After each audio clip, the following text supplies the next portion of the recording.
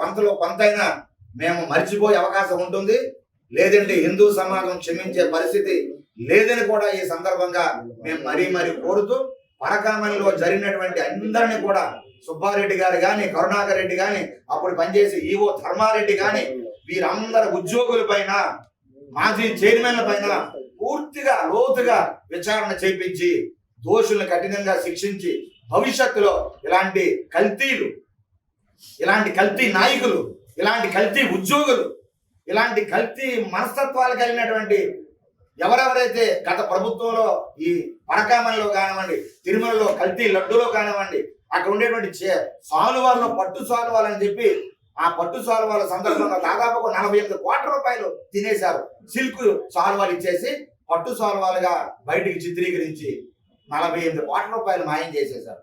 ఇలాంటి కల్తీ ఏదైతే జరిగిందో దీనిపైన ఖచ్చితంగా ఇది ప్రతి ఒక్క రూపాయి కూడా భక్తులది, వెంకటేశ్వర స్వామి భక్తులది, వెంకటేశ్వర స్వామి సేవకులది.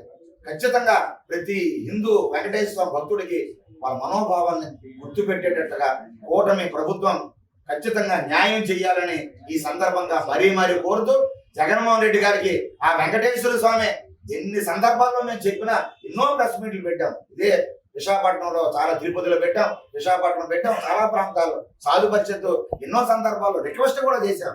కానీ దున్నపోత మీద వర్షం పడినట్లే జగన్మోహన్ రెడ్డి గారికి ఏం చెప్పినా కూడా, వైసీపీ నాయకులకు ఏం చెప్పినా ఆ దున్నపోత మీద బోరున వర్షం పడిన దానికి ఎలాగైతే చీమ కుట్టినట్టుగా చెల్లించవో అలాగ తయారైనారు. కాబట్టి ఇది చాలా చారిత్రాత్మక తప్పిదం. ఇక భవిష్యత్తులో కానీ మీరు నోరు జారి కానీ మా హిందుత్వం పైన, మా దేవుళ్ళ పైన మాటలు కానీ నోరు జారి మాట్లాడితే మాత్రం ఖచ్చితంగా హిందూ సమాజం రోడ్డు మీదకి వచ్చి మీకు ఉండేటటువంటి ఆ సీట్లు కూడా, ఆ పక్కన ఉండే ఒక అంగి కూడా పోతుంది. ఆ అంగి కూడా పోయి ఆ ఒక అంగి మిగిలే పరిస్థితికి మీరు ఖచ్చితంగా హిందువులు ఆ గుణపాఠం చెప్పడానికి సిద్ధంగా ఉన్నారు.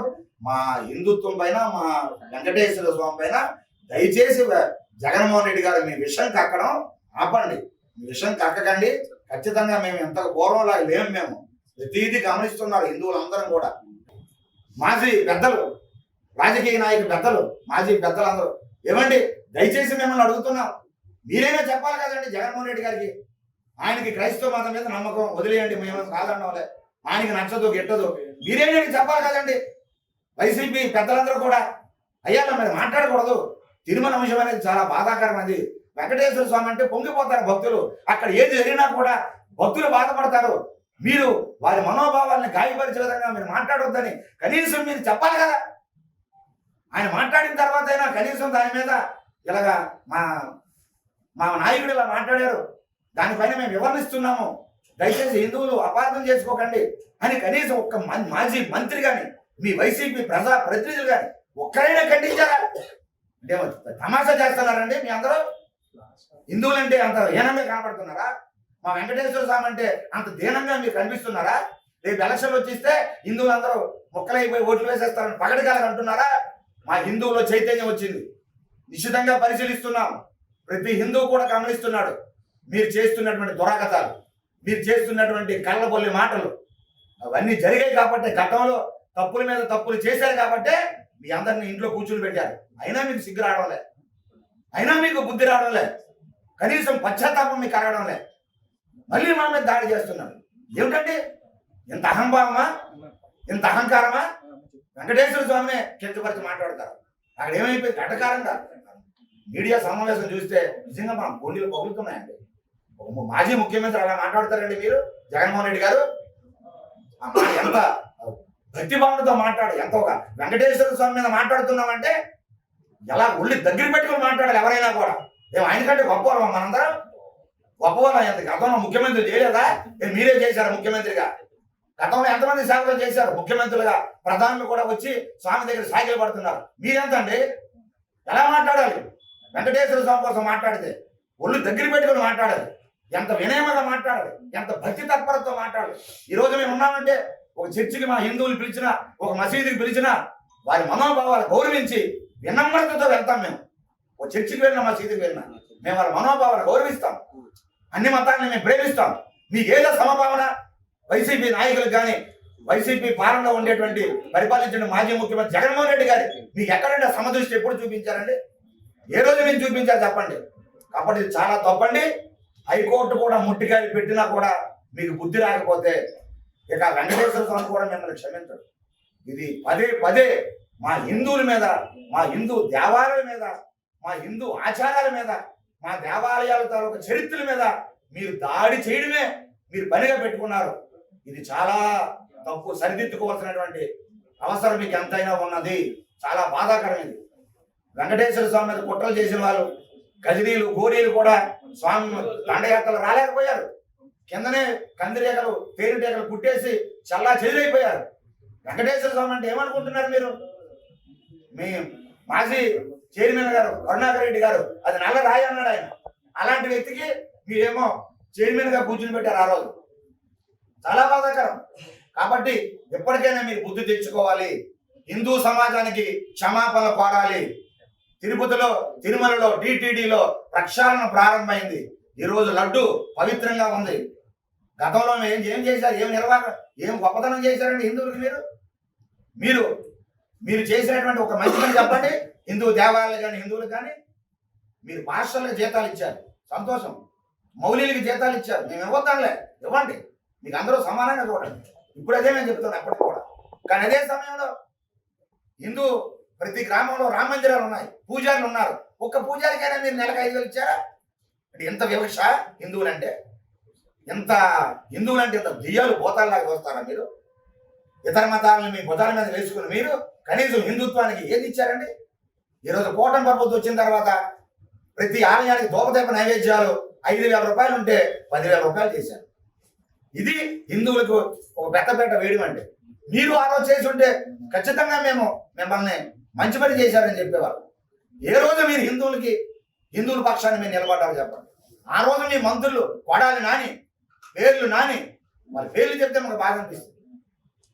చెయ్యిరిగిపోతే ఆంజనేయ స్వామికి బొమ్మే కదా, రథం కాలిపోతే చెక్కే కదా, 1 కోటి రూపాయలు అయిపోతుంది కదా, పెట్టేస్తాం.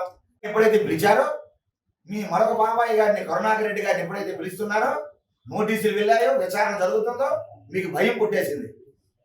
ఈ బండారం అంతా కూడా బయటపడిపోతుంది. ఒక సాధారణ ఉద్యోగి 14,40,00,000 రూపాయలు వెంకటేశ్వర స్వామికి ఆస్తులు ఇచ్చేశాడంటే దీని వెనక ఎన్ని వందల కోట్ల రూపాయలు పరకామణిలో మింగేశాడు, మహానుభావుడు భోంచేశాడు. ఇది హిందూ సమాజానికి జాడతలం అయిపోయింది. ఏదైతే విచారణ జరుగుతుందో సతీష్ కుమార్, ఆయన పైన chief vigilance and security officer CVSO పైన ఎప్పుడైతే విచారణ జరుగుతుందో ఆయనేమో ట్రైన్ కింద అనుమానాస్పదంలో బుద్ధి చెందారు. ఇప్పటికీ ఆ గాయాలన్నీ కూడా హిందూ సమాజం ఏం జరిగింది? విచారణ జరుగుతున్నటువంటి వ్యక్తి ట్రైన్ కింద పడిపోయి అనుమానాస్పదంగా చనిపోయారు. పోస్ట్ మార్టం రిపోర్ట్ కూడా హైకోర్టు వెళ్తుంది. ఆ మొత్తం బండారం అంతా కూడా బయటపడుతుంది.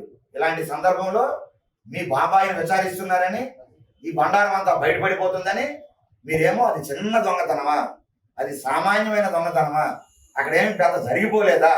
ఏంటండి ఎంత వివక్ష అండి ఇది! అంటే మా వెంకటేశ్వర స్వామి ఆలయం మీద ఉండేటువంటి నమ్మకం మీకు ఇంత? మా వెంకటేశ్వర స్వామిని పూజించే భక్తుల మీద ఉండే నమ్మకం ఇదా మీకు? చాలా బాధాకరం అండి ఇది. ఖచ్చితంగా హిందూ సమాజం ముక్త కంఠంతో ఖండిస్తూ ఉన్నాం. మేము చాలా ధన్యవాదాలు కూడా తెలియజేస్తున్నాం. మాజీ ముఖ్యమంత్రిగా చేసిన జగన్మోహన్ రెడ్డి గారికి, వైసీపీ నాయకులకి మా వెంకటేశ్వర స్వామి గొప్పతనం అర్థం కాకపోయినా, మా హిందువుల్ని పదే పదే కించపరిచి మాట్లాడినా హైకోర్టు మాత్రం పెద్దలు, జడ్జీస్ అందరూ కూడా వారికి పాదాభివందనాలు హిందూ సమాజం చేస్తూ ఉన్నది. మీరైనా అర్థం చేసుకున్నారు. వెంకటేశ్వర స్వామి గొప్పతనం అది సామాన్యమా అని మీరు ప్రపంచ స్థాయిలో తీసుకొచ్చింది హైకోర్టు. నిన్న ఆ జడ్జిమెంట్ ద్వారా హైకోర్టు జడ్జెస్ మాట్లాడటం ద్వారా అయినా మీకు బుద్ధి రావడం లేదు. ఇప్పటికైనా సిగ్గు రావడం లేదు, పశ్చాత్తాపం రావడం లేదు. చాలా బాధాకరం అండి. పరకామణిలో చేసినటువంటి దొంగతనం గత ప్రభుత్వంలో బండారం అంతా కూడా బయటికి రావాలి. కూటమి ప్రభుత్వాన్ని కూడా మేము కోరుతూ ఉన్నాం. ఖచ్చితంగా మా వెంకటేశ్వర స్వామికి అన్యాయం చేసిన ఎంతటి వాడైనా, ఏ మాజీ చైర్మన్ అయినా ఎవరిని కూడా దయచేసి విడిచిపెట్టవద్దు. అయ్యా, సనాతన ధర్మం మీద విశ్వాసంతో ఉండేటువంటి, పదే పదే సనాతన ధర్మం కోసం అవసరమైతే నా ప్రాణాలు ఇస్తానని చెప్పేటటువంటి పవన్ కళ్యాణ్ గారికి మేము సవినయంగా మేము కోరుతూ ఉన్నాం, ప్రేమతో వారిని కోరుతున్నాం. అయ్యా చంద్రబాబు నాయుడు గారు, మీరు తిరుమల నుండి నా ప్రక్షాళన ప్రారంభమవుతుంది అని మీరు గొప్ప మంచి మాట, మీరు హిందువులందరూ ఆనందపడేటువంటి మాట మీరు చెప్పారు. ఖచ్చితంగా మీ ప్రక్షాళన ఆ పరకామణిలో ఎవరెవరైతే ఉన్నారో, ఈ దొంగలు ఎవరెవరైతే ఉన్నారో, ఈ పంది కుక్కులు ఎవరెవరైతే ఉన్నారో, ఈ దోపిడీదారులు ఎవరైతే పరకామణిలో దోచుకున్నారో అవన్నీ కూడా దయచేసి పట్టబయలు చేయండి. హిందూ సమాజం ముందు నిలబడ్డండి దోషుల్ని. వెంకటేశ్వర స్వామికి ఖచ్చితంగా అక్కడ ఆయన ప్రాశస్యాన్ని, ఆయన గొప్పతనాన్ని మళ్ళీ ఇనుమడింపజేయండి. భక్తుల్లో అపనమ్మకాన్ని కలిగించారు కదా ప్రభుత్వం. పరకామణిలోనే దొంగతనం జరిగిపోతే ఇక ఏం వెంకటేశ్వరుడురా? ఏడుకొండల వెంకటేశ్వర స్వామికి చరిత్ర సృష్టించినోడు ఇప్పుడు ఆ చరిత్రని తిరగరాయబోతున్నాడు. అబద్ధాల గోడల్ని బద్దలు కొట్టి నిజాలను రాగా మీ ముందుంచబోతున్నాడు. నిజమైన వార్తల కోసం వెంటనే డౌన్లోడ్ చేసుకోండి రా యాప్ని.